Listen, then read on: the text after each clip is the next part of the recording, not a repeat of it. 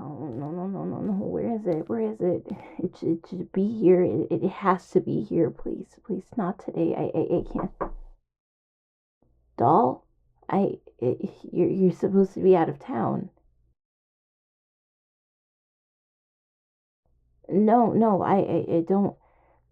I'm sorry. I'm happy you're here and that you're back in town early. Just give me a minute. I'm trying to find something. I know it's messy. I need a second, doll. No, I'm not hurt. The blood's from earlier. I got there was an incident. My cheek is fine. Look, I healed it. I'm okay. So just let me look for this, please. My dagger. It has a star on the hilt. You know which one. I always have it, except for fucking now because I can't find it. I don't want to take a break. I want to find it. It has to be right now because my dad is dead and I don't know how to make it throughout the day without it, okay?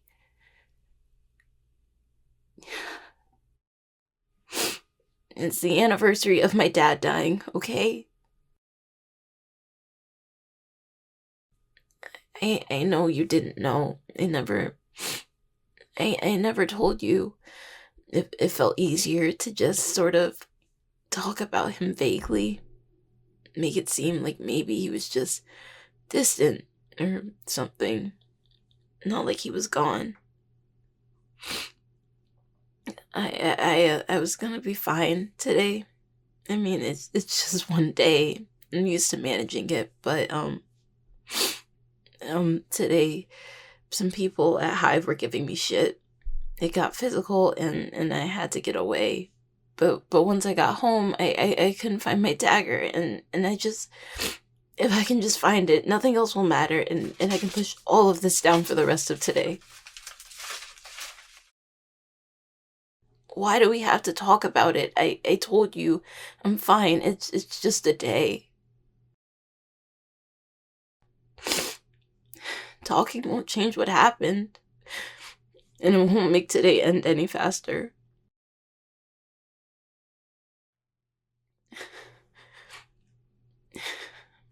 Okay. Will you sit with me, please?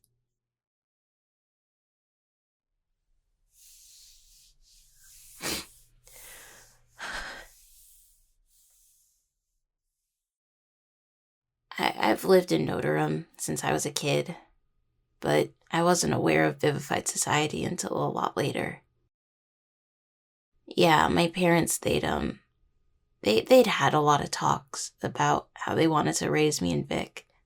My mom being stagnant meant it was a toss-up on if anything would be passed down to us.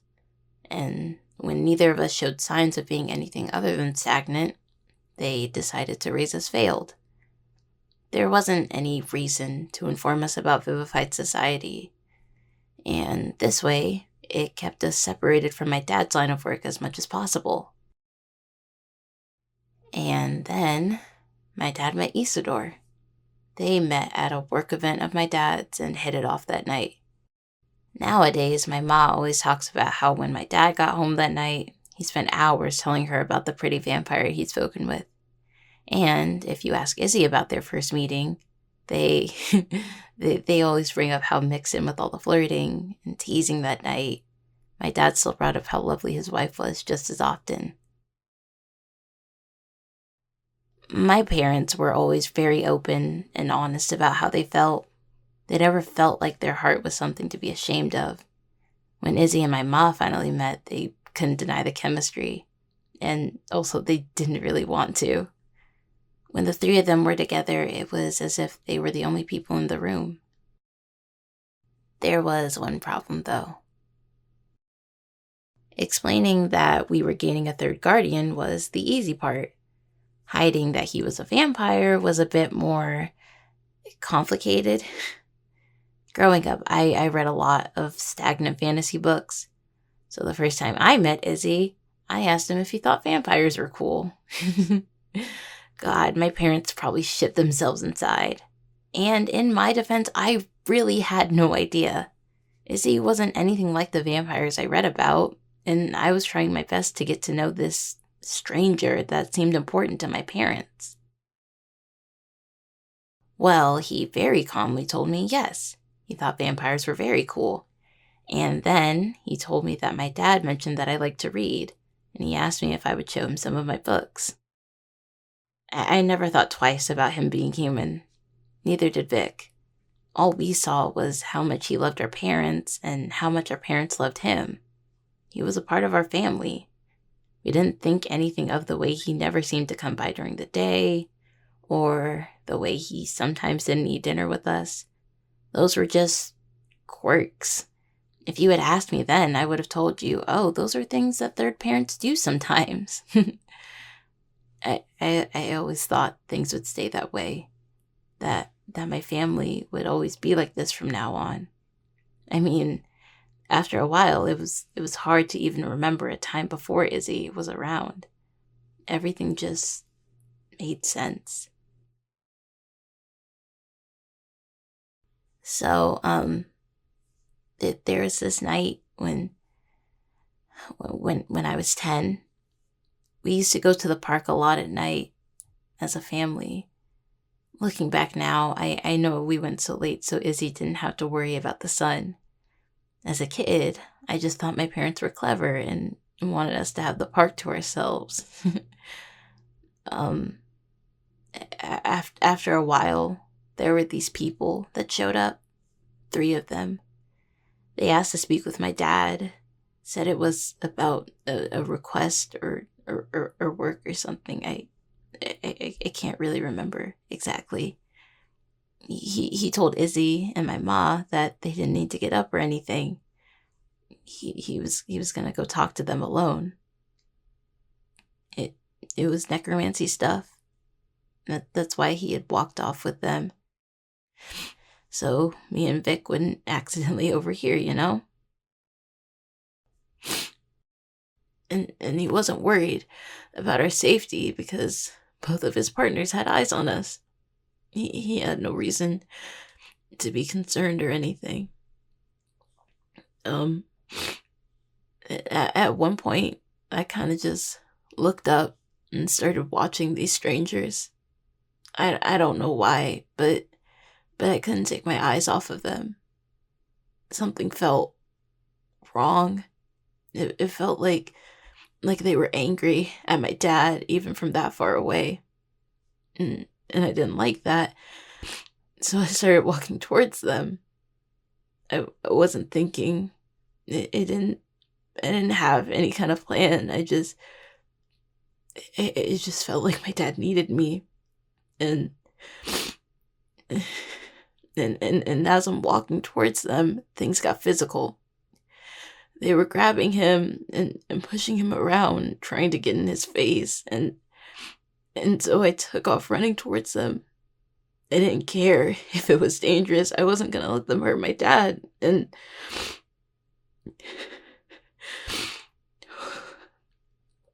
then in the heat of the moment, my dad got shoved. And all I remember is watching him fall into the road as the car stopped too late.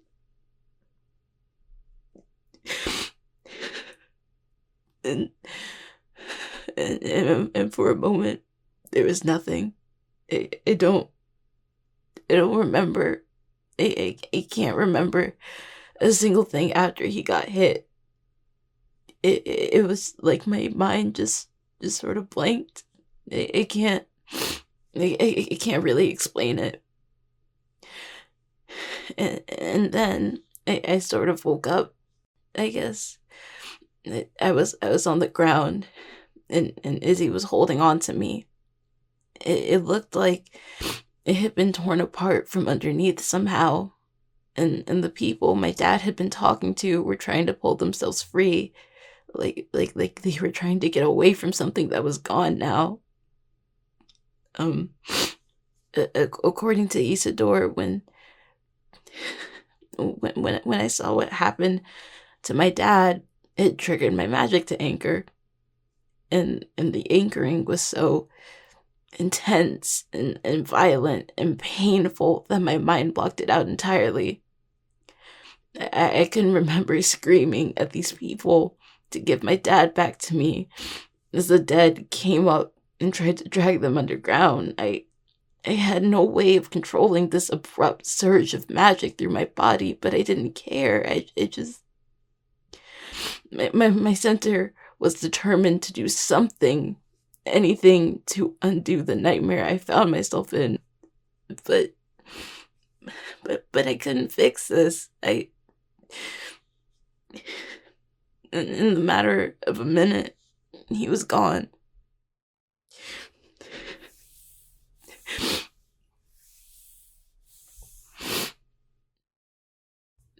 The hours between leaving the park and when we got home are blurry. I don't remember a ton. Izzy kept me from seeing my dad's body. He held me most of the night, actually. Never really put me down. I remember my mom yelling at these people later on because they didn't want me going home, given what I'd done. She raised hell for me that night. Eventually, they let us all go for the time being, and then we were home.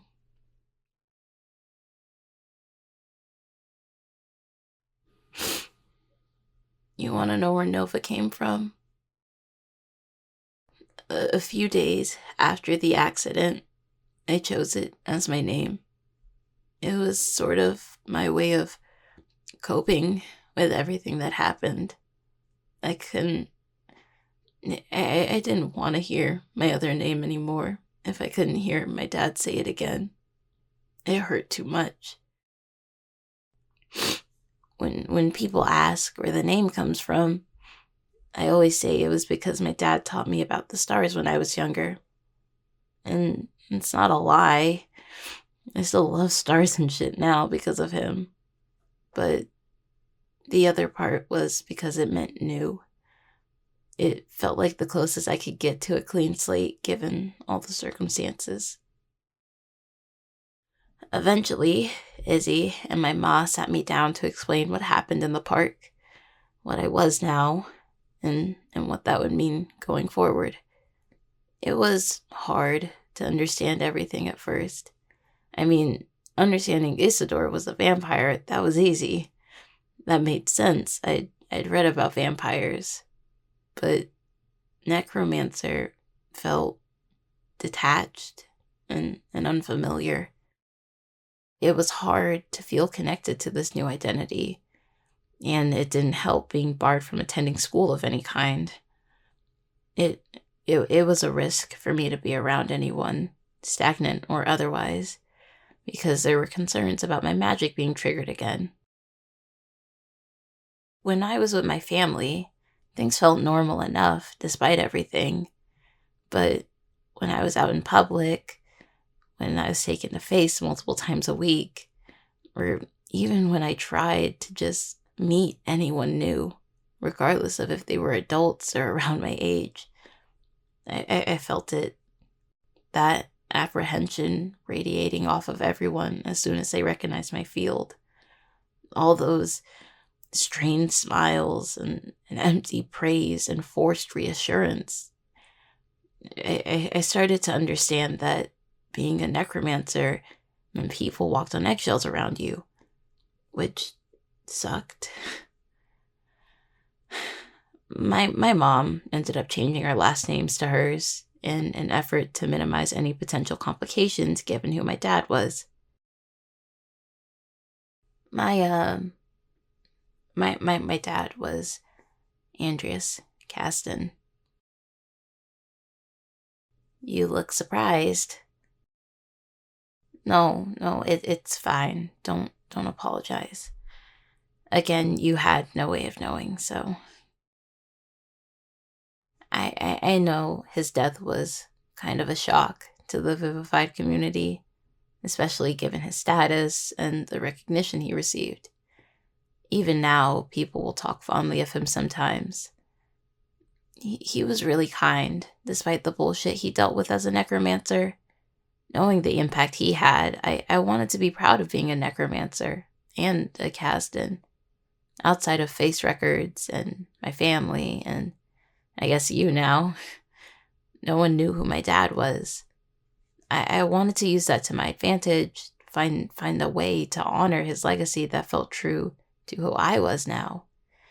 I started reading about necromancy in my free time, teaching myself what I could. When I was allowed to go back to school, I did everything I could to focus on learning healing magic. In a way, it felt like the opposite end of a spectrum, life and death. Learning one could help me learn the other, you know? I was so hopeful. I thought if I could become a great healer, maybe I wouldn't be so scary to everyone. Maybe then they would look at me and see someone warm and inviting instead of dark and threatening. I wanted to be someone trustworthy and admirable, just like my dad had been. Because then, at least I'd have a reason for being like this. But it didn't matter. Nothing was going to change. No amount of good behavior or progress as a healer would fix anything. Faith saw me as a walking threat regardless. I was something to be watched or studied for warning signs of spiraling out of control. I couldn't even act in self-defense, or else they'd reprimand me for lashing out. Everything I did became a note on my stupid fucking file, something they needed to keep track of. And when my classmates realized I wasn't going to fight back anymore, they'd get aggressive and physical because they knew I couldn't afford getting caught. Knowing healing magic suddenly became a survival skill instead of a passion. And I got so fucking used to taking care of bruises and split lips and bloody noses or whatever bullshit they left me with. And I couldn't let my mom find out because as much as I love her, she wouldn't get it. There were limits to her understanding when it came to the life I was living. She fell in love with a necromancer. That doesn't mean she understood what it meant to be one. No one around me did, so I had to learn how to handle this on my own. It doesn't matter if they want to help. It never works out, so what's the point in trying? I've tried talking about this stuff to her, to Izzy, to Vic, and every single time it leads to the same thing. They say, "I'm sorry, Nova, I wish I knew what to say." And I'm so tired of hearing that same fucking response because I know.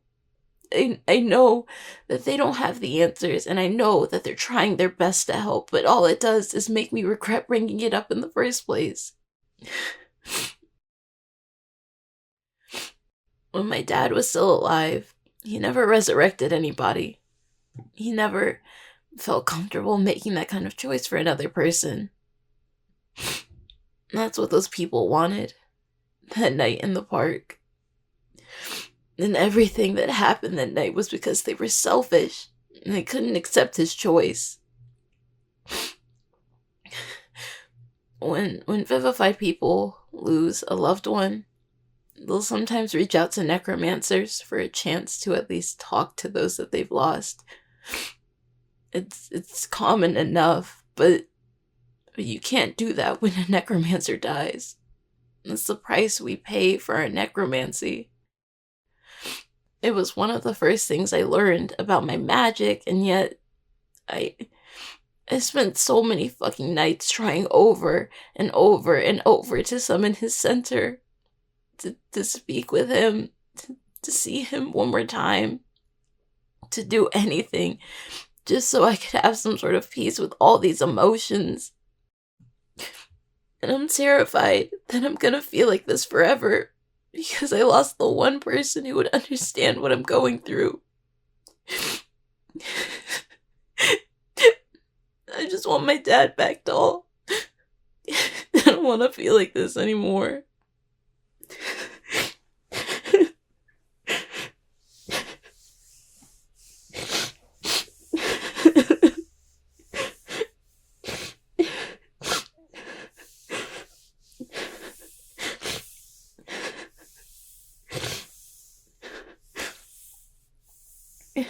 I'm sorry. I'm sorry. I'm sorry, doll.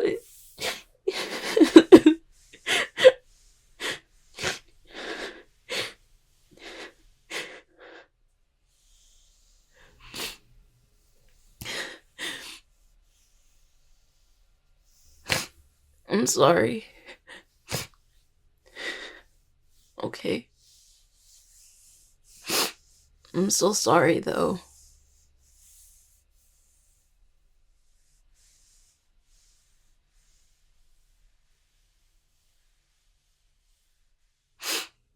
I shouldn't have dumped all of this onto you.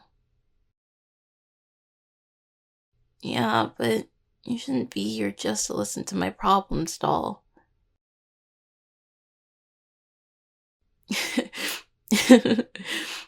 I mean, I guess if you're gonna stay for gossip too, then that's okay.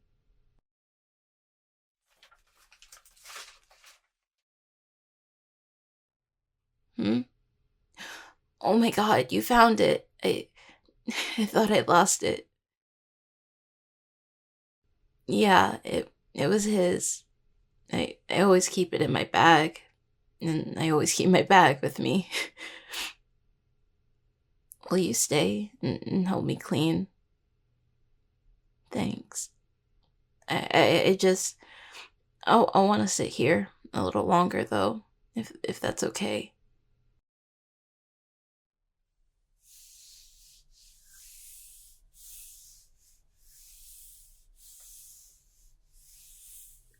It's okay if you don't know how to help with with everything. I don't want you to feel guilty over something you have no control over. It's not your fault I feel like this today. Yeah, yeah, you being here helps a lot. Even if nothing changed. I don't know. Talking about it anyway feels better than holding it in right now.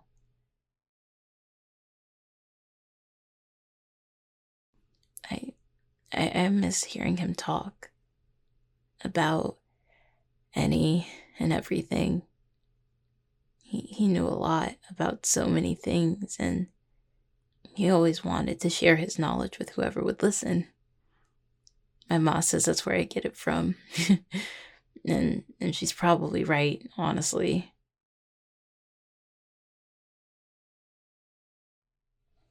I wish you could have met him. He would have liked you a lot. I just know it.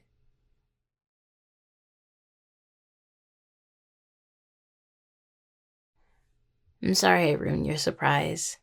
A bit of we're planning on my part. but but I am happy you're here. I know I could have called and said something, but I don't know, I didn't want to bother you.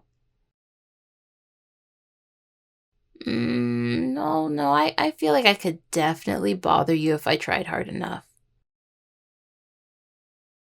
What are you talking about? I'm letting you be romantic right now. Wait, no, we can't kiss. I'm gross, and it's not gonna be good. You're weird. Come here. Mm. Hey, I think I might go shower. You don't have to straighten up while I'm in there, but I also won't stop you, so.